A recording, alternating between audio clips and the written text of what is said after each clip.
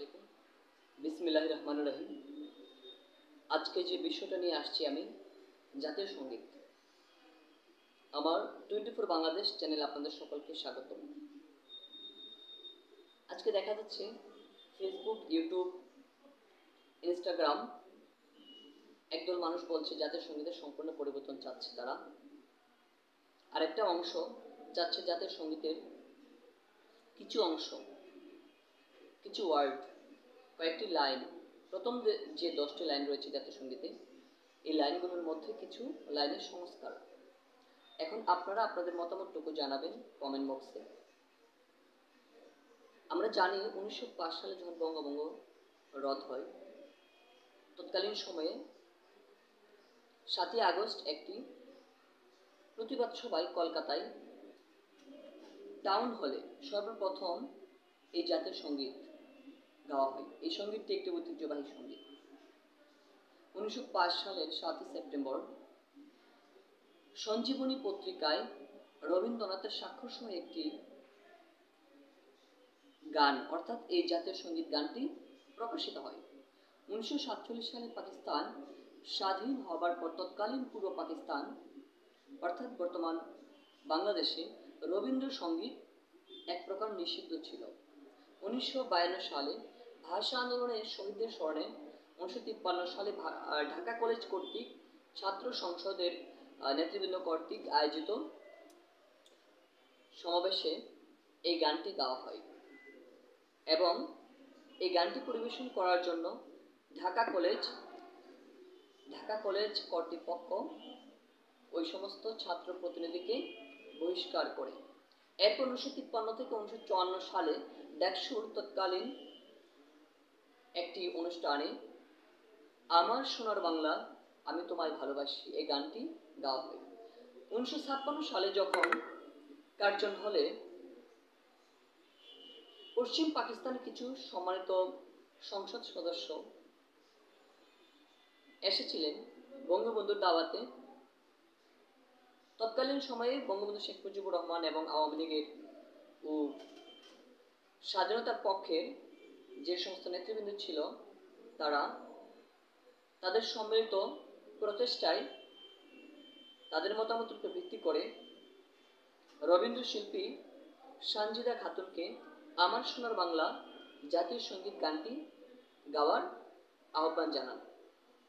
সানজিদা খাতুন এই গানটি বাঙালি জাতিকে কতটা আবেগ প্রবল করে তা বোঝানোর জন্যই গেয়েছিলেন। সানজিদা খাতুন পরবর্তীতে বলেছিলেন, এই গানটি গেয়ে আমি সহ বাঙালি আবেগ আপ্লুত হই। যখন আমার সোনার বাংলা আমি তোমায় ভালোবাসি গানটি করি, চোখে পানি চলে আসত। 1971 সালের 3 মার্চ স্বাধীন বাংলা ছাত্র সংগ্রাম পরিষদ কর্তৃক আয়োজিত পল্টন ময়দানে একটি অনুষ্ঠান অনুষ্ঠিত হয়। সে অনুষ্ঠানটা জনসমুদ্রের রূপ নেয় এবং সেখানে স্বাধীনতার ইশতেহার ঘোষণা করা হয়েছিল। সেই ইশতেহারে আমার সোনার বাংলাকে জাতীয় সঙ্গীত হিসেবে ঘোষণা করা হয়। এরপর 7ই মার্চ রেসকোর্স ময়দানে ভাষণের পূর্বেও বঙ্গবন্ধু শেখ মুজিবুর রহমান জাতীয় সঙ্গীতটি গেয়েছিলেন। অর্থাৎ বাংলাদেশের ইতিহাসের সাথে ওতপ্রোতভাবে জড়িত এই আমার সোনার বাংলা গানটি। এরপর 1971 মুক্তিযুদ্ধের সময় মুক্তিযোদ্ধারা দেশপ্রেমে উজ্জীবিত হয়ে দেশের বিজয়ের লক্ষ্যে জীবনকে উৎসর্গ করে দিত এই আমার সোনার বাংলা গানটিকে। তারা যুদ্ধে ঝাঁপিয়ে পড়ত। 1971 সালের 17ই মে মুজিবনগর সরকারের গঠিত প্রবাসী সরকারে এই গানটি জাতীয় সঙ্গীত হিসেবে স্বাধীন বাংলা বেতার কেন্দ্র থেকে নিয়মিত প্রচার করা হতো। স্বাধীন বাংলাদেশের মন্ত্রিসভার প্রথম বৈঠকে আমার সোনার বাংলা গানটির প্রথম 10 লাইন গণপ্রজাতন্ত্রী বাংলাদেশ সরকার আনুষ্ঠানিকভাবে ঘোষণা দেন। বাঙালির প্রতিটি আন্দোলন সংগ্রামে আমার সোনার বাংলা গানটি, এই জাতীয় সঙ্গীতটি অনুপ্রেরণা হয়ে কাজ করেছে এবং প্রতিটি আন্দোলন সংগ্রামে বাঙালিরা বিজয় ছিনিয়ে এনেছে। ছাত্র সমাজের প্রতিটি আন্দোলন সফল হয়েছে।